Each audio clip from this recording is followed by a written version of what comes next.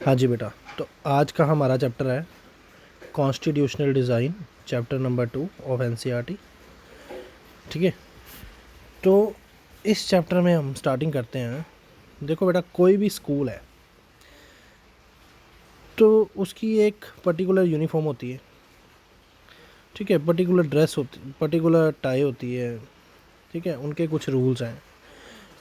इसी तरह कोई भी ऑर्गेनाइजेशन है, उनको काम करने के लिए कुछ रूल्स सेट करने पड़ते हैं।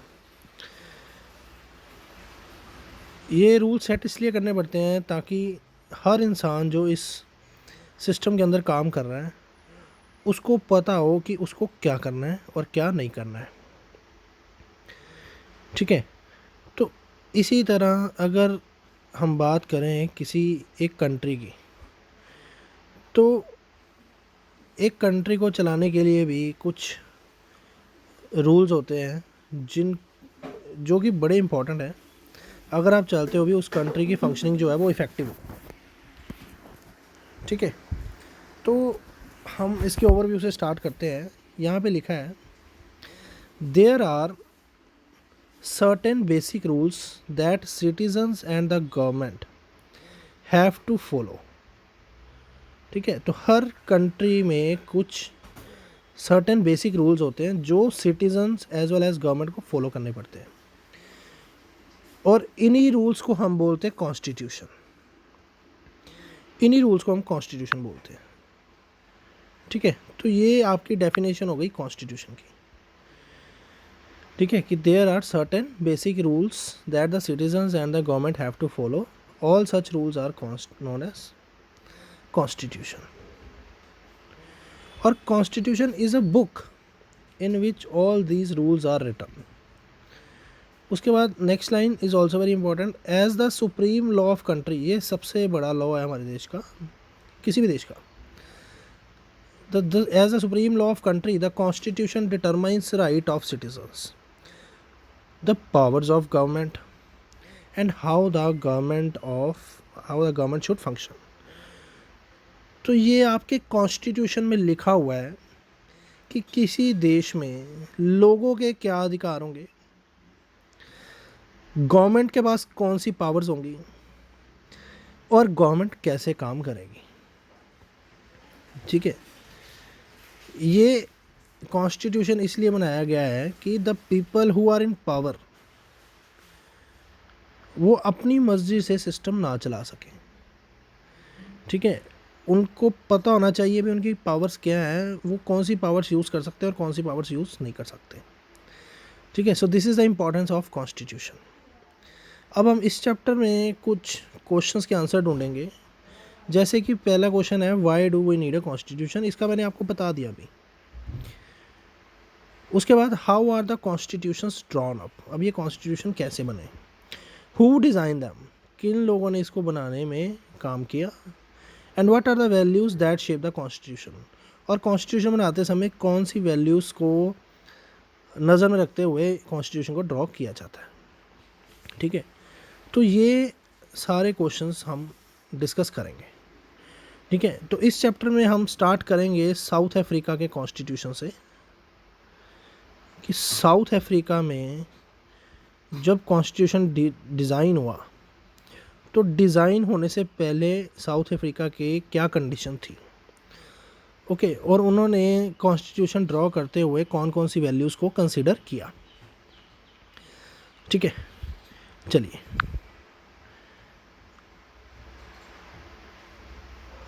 अब हम नेल्सन मंडेला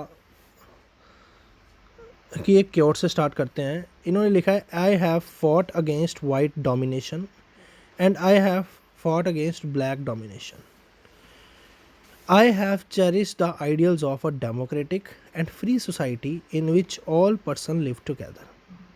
ठीक है, तो ये अभी तक की लाइनों में ये बोल रहे हैं कि मैंने अपने टाइम में जंग लड़ी है, जंग बोल सकते हो आप, क्योंकि ये नेल्सन मंडेला जो है ये फादर ऑफ साउथ अफ्रीका के, और इनके टाइम में इनकी कंट्री के ऊपर रूल कर रहे थे वाइट पीपल, मतलब ब्रिटिशर्स बोल सकते हो आप।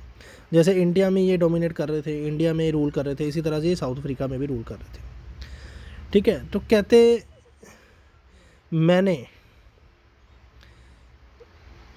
डेमोक्रेटिक आइडियल्स को साउथ अफ्रीका में इस्टेब्लिश किया है, और मैंने एक ऐसी सोसाइटी बनाने का सोचा और उसके लिए प्रयास करे जिसमें सारे पीपल जो हैं वो फ्री हो, मतलब उनके ऊपर किसी तरह की कोई बाउंडेशन ना हो, और वो इकट्ठे रह सकें इन हारमोनी, मतलब प्यार से और शांति से, एंड विद इक्वल अपॉर्चुनिटी, और सभी के पास इक्वल अपॉर्चुनिटीज़ हो।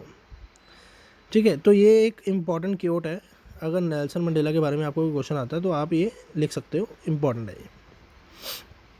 चलिए आगे चलते हैं।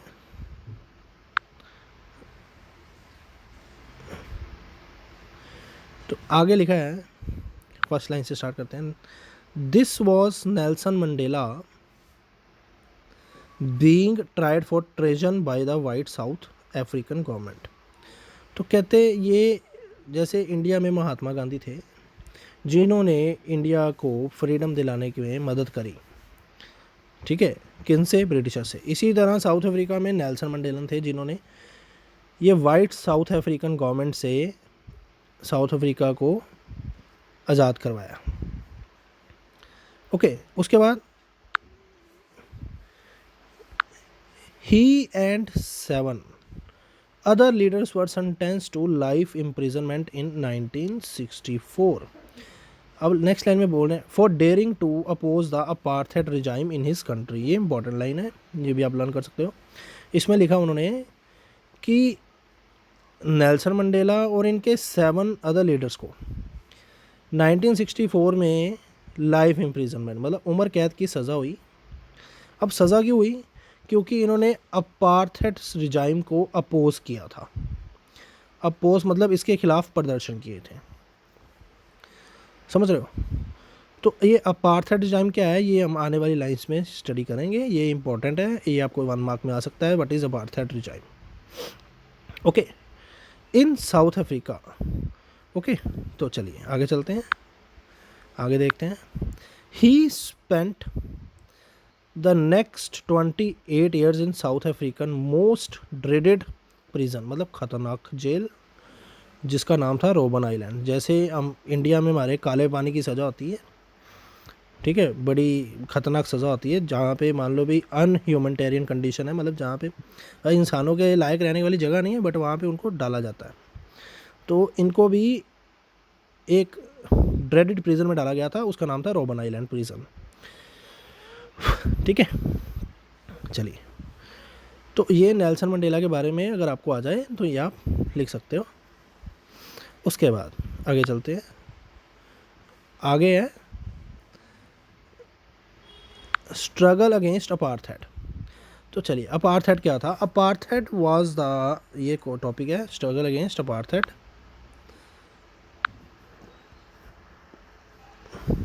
तो apartheid was the name of a system of racial discrimination unique to South Africa.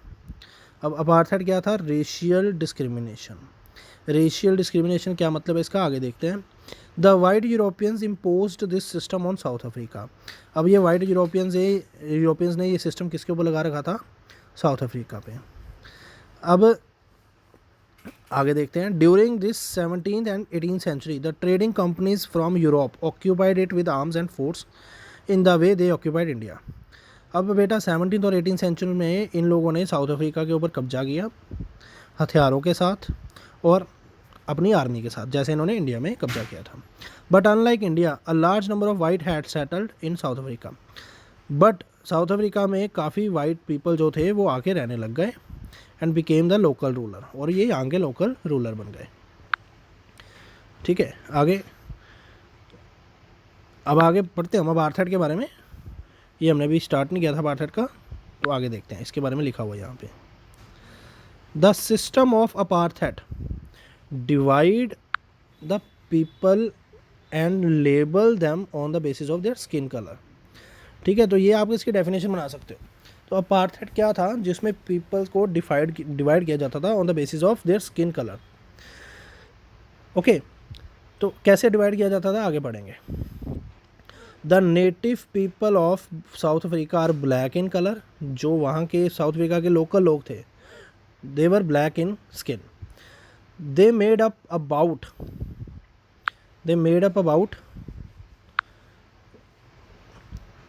3/4 of the population. अब साउथ अफ्रीका में 3/4 ऑफ पॉपुलेशन जो थी वो ब्लैक की थी, मतलब ज़्यादा पॉपुलेशन ब्लैक की थी। And were called as blacks. Okay, जो साउथ अफ्रीका की पॉपुलेशन थी इनको ब्लैक्स बोला जाता था। Besides these two groups there were people of mixed races who were called coloured. अब ये ब्लैक पीपल के अलावा यहाँ पे मिक्स्ड रेस के लोग भी रहते थे जिनको कलर्ड बोला जाता था। और and the people who migrated from India, और यहाँ पे वो लोग भी रहते थे जो इंडिया से शिफ्ट होकर साउथ अफ्रीका में रहने आए थे। The white treated all non white as inferior. ठीक है, तो ये जो वाइट पीपल थे, ये बाकी सभी कौन, ब्लैक्स, साउथ अफ्रीका के लोग, कलर्ड जो मिक्स्ड रेसेस के लोग थे, और इंडियंस, माइग्रेटेड इंडियंस, इन सभी को अपने से इन्फीरियर मानते थे। इन्फीरियर मतलब अपने से नीचे मानते थे। The non whites did not have voting rights. अब ये जो नॉन वाइट पीपल थे ये सारे, इनको वोटिंग करने का भी कोई राइट नहीं था। उसके बाद the apartheid system was particularly oppressive for the blacks. अब ये जो अपार्थाइड सिस्टम था, अपार्थाइड क्या था, जिसमें लोगों को कलर के बेसिस पे डिवाइड किया जाता था। ठीक है, कि तुम ब्लैक हो, तुम्हें ये राइट्स नहीं मिलेंगे, हम वाइट हैं, सारे राइट हमारे पास हैं। ओके, तो ये जो अपार्थाइड सिस्टम था बेसिकली ये ब्लैक्स के साथ था, मतलब ब्लैक्स के साथ भेदभाव किया जाता था। They were forbidden from living in white areas. ठीक है, तो मतलब जहाँ पे ये वाइट पीपल रहते थे वहाँ पे ब्लैक पीपल नहीं रह सकते थे, मतलब इनकी सोसाइटी डिवाइडेड थी। They could work in white areas only if they had permit. अब ये वाइट पीपल की सोसाइटी में तभी काम कर पाएंगे अगर इनके पास वहाँ पे काम करने की परमिशन है। उसके बाद train, buses, taxis, hotels, hospitals, schools and colleges, library, cinema halls, theatres, beaches, swimming pools, आगे चलते हैं, public toilets were all separate for white and blacks. तो ये सारी चीज़ें भी इनकी अलग अलग थी। This was called segregation. अब इसी चीज़ को क्या बोलते हैं, सेग्रीगेशन मतलब बंटवारा। ठीक है, तुम हमारे प्रॉपर्टीज़ नहीं यूज़ कर सकते, हम तुम्हारी प्रॉपर्टीज़ नहीं यूज़ करेंगे। They could not visit the churches where the white worship. अब जहाँ पे वाइट पीपल जाते थे पूजा करने, वर्शिप करने, वहाँ पे ब्लैक नहीं जा सकते थे। Black could not form association और प्रोटेस्ट अगेंस्ट टेरिबल ट्रीटमेंट। तो जो ब्लैक पीपल थे ये एसोसिएशंस भी नहीं बना सकते थे, मतलब यूनियन भी नहीं बना सकते थे, और प्रोटेस्ट भी नहीं कर सकते थे। जैसे इनके साथ बहुत बुरा बर्ताव हो रहा था, तो ये वाइट पीपल के अगेंस्ट कोई प्रोटेस्ट भी नहीं कर सकते थे। चलिए आगे चलते हैं।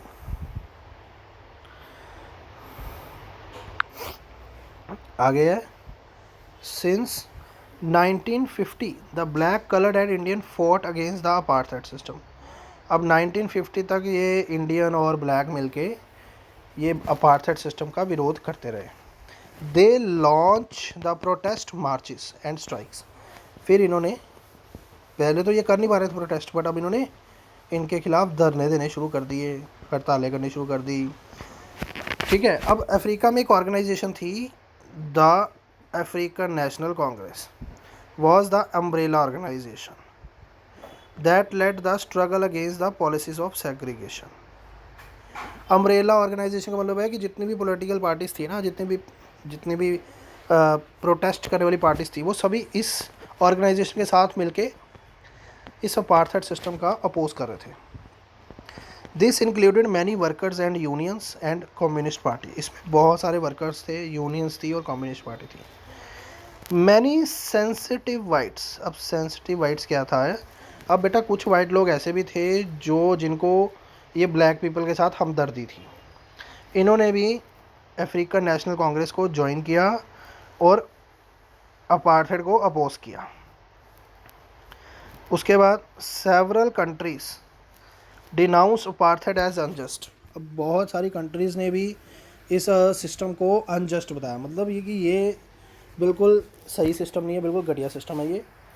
But the white racist government continue to rule by detaining, but जो ये वाइट रेसिस्ट थे ये कहाँ पे किसी की सुन रहे थे, ये तो लगातार डिटेन, मतलब जो इनके खिलाफ विरोध कर रहा है उसको पकड़ के डालो अंदर, टॉर्चर कर रहे थे, ठीक है, जो भी इनके खिलाफ कोई एक्शन ले रहा था। फिर ये कलर्ड और काफ़ी सारे ब्लैक पीपल को इन्होंने किल भी कर दिया।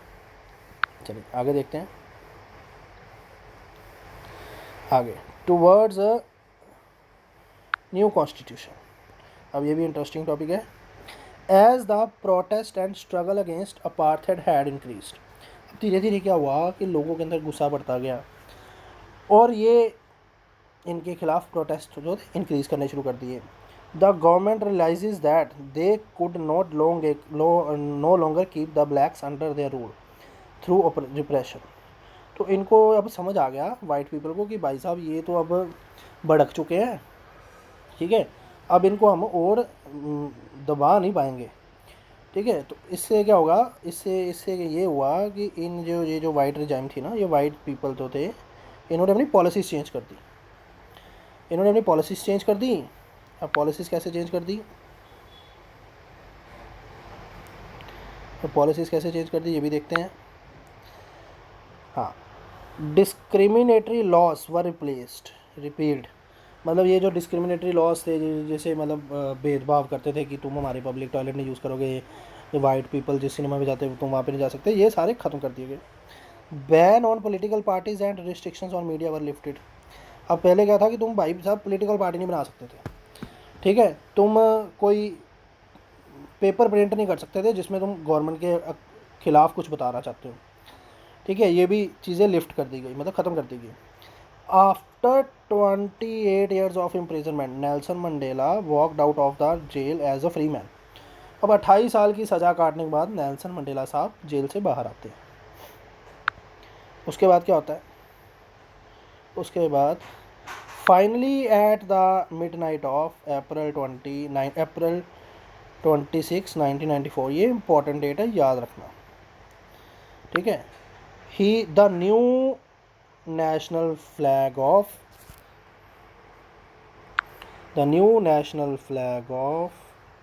Republic of South Africa was unfurled, marking the newly born democracy in the world, ठीक है। तो फाइनली 26 1994 को, मतलब इंडिया की आज़ादी से 47 ईयर्स के बाद, ठीक है, जब इंडिया आज़ाद हुआ उनके 47 ईयर्स बाद इनको आज़ादी मिल गई, इन्होंने अपना झंडा लहराया, unfurled marking the newly born democracy, और इन्होंने झंडा लहरा के ये अनाउंस किया कि अब हम एक डेमोक्रेसी कंट्री बन गए हैं, अब हमारे ऊपर वाइट पीपल का कोई कंट्रोल नहीं है। आगे the apartheid government came to an end, और जो अपार्थेड सिस्टम था वो ख़त्म हो गया, ठीक है। मैं दोबारा रिपीट कर रहा हूँ, अपार्थेड वो होता था जिसमें ब्लैक और वाइट पीपल के बीच में बहुत सारा भेदभाव था, इसको इंग्लिश में बोलते हैं डिस्क्रिमिनेशन, और डिस्क्रिमिनेशन कौन करता था, ये वाइट, ठीक है, वाइट पीपल ब्लैक को अपने से इन्फीरियर मानते थे, ठीक है। चलिए आगे चलते हैं, ठीक है, अब आगे बढ़ते हैं। How did this came about, let us hear Mandela, the first president of this new South Africa, on this extraordinary transition। अब देखते हैं अभी जब ये नई डेमोक्रेसी बन गई, ठीक है, नेल्सन मंडेला फर्स्ट प्रेसिडेंट बन गए, अब उन्होंने क्या बोला अपनी स्पीच में, बड़ी अच्छी स्पीच थी उनकी। Historical enemies succeeded in negotiating a peaceful transition from apartheid to democracy, कहते जी जो हमारे जन्मों जन्मों से ये दुश्मन है, ठीक है, हम कामयाब हो गए इनके साथ बातचीत करने में, नेगोशिएट मतलब बातचीत करने में, ठीक है, किस तरह की बातचीत करने में कि अब हम एक शांतिपूर्ण ट्रांजिशन कर रहे हैं, बदलाव कर रहे हैं from apartheid to democracy, exactly, ठीक है। अब पहले हमारे देश में अपार्थेड था, अब हम इससे छुटकारा पा के किस में आ गए हैं, डेमोक्रेसी में। अब हमारे देश में डेमोक्रेसी होगी। डेमोक्रेसी का मतलब है सभी के पास इक्वल राइट्स होंगे, ठीक है। चलिए आगे, because we were prepared to accept the inherent capacity for goodness in the other, ठीक है। तो कहते भी हम शुरू से यही चाहते थे कि सबका भला हो, और हम किसी को बुरा नहीं कहना चाहते। हम कहते हैं भी सभी बहुत बढ़िया हैं, चलो किसी से कई भी प्रकार गलती हो जाती हैं, तो अगर ये वाइट पीपल ने गलती की है तो हम इनको माफ़ करते हैं, कोई बात नहीं, अब हम मिल के सरकार बनाएंगे और मिल के इस देश को चलाएंगे। My wish is that south Africa never give up on the belief of goodness, ठीक है। कहते हैं मैं ये आशा करता हूँ कि जो साउथ अफ्रीकन पीपल हैं ये कभी भी जो अच्छा करैक्टर है इसको कभी लूज़ नहीं करेंगे, और चलो वाइट पीपल ने जो हमारे साथ किया हम उसको भूल के अब इनके साथ मिलके एक नई सरकार बनाएंगे और इकट्ठे मिलके रहेंगे, ठीक है। तो ये इसकी स्टेटमेंट है। ये अगर आपकी खोपड़ी अच्छी काम करती है तो आप इसको लर्न कर सकते हो। चलिए आगे चलते हैं, आगे क्या लिखा है।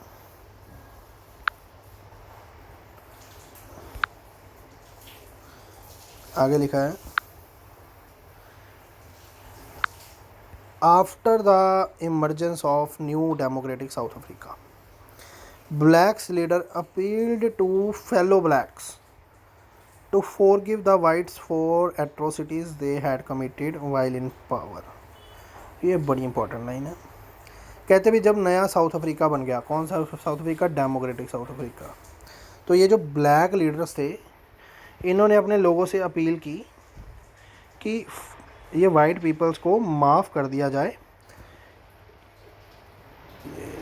कि जो कुछ इन्होंने किया है। एट्रोसिटीज़ का मतलब होता है कि ये जो अपना हुकूमत चला रहे थे, अपना रूल चला रहे थे, हम लोगों को दबा रहे थे, चलो इनसे गलतियाँ हो गई, अब इनको माफ़ कर दिया जाए। They said let us build a new South Africa based on equality of all races and man and women. Okay, तो ये कहते हैं भी चलो इकट्ठे मिलके एक नया साउथ अफ्रीका बनाते हैं जहाँ पे जितने भी तरह के लोग रहते हैं, वाइट हैं, ब्लैक हैं, कलर्ड हैं या माइग्रेटेड इंडियंस हैं, सभी इक्वल, सभी को इक्वल राइट दिए जाएंगे on democratic values, social justice and human rights. अब सभी को सोशल जस्टिस मिलेगा, किसी के साथ अनजस्ट बिहेवियर नहीं किया जाएगा और सभी को इक्वल राइट्स मिलेंगे। चलिए बहुत अच्छी बात है। आगे आगे ये क्या कह रहे हैं, the party that ruled through operation and brutal killings and the party that led the freedom struggle set together to drop a new constitution। कहते हैं कि वो पार्टी जिन्होंने हमें दबाया, हमारे लोगों की हत्या की, और एक हम जिन्होंने बहुत सारी फ्रीडम स्ट्रगल की, अब हम इकट्ठे बैठ के साउथ अफ्रीका के लिए एक अच्छा सा कॉन्स्टिट्यूशन बनाएंगे।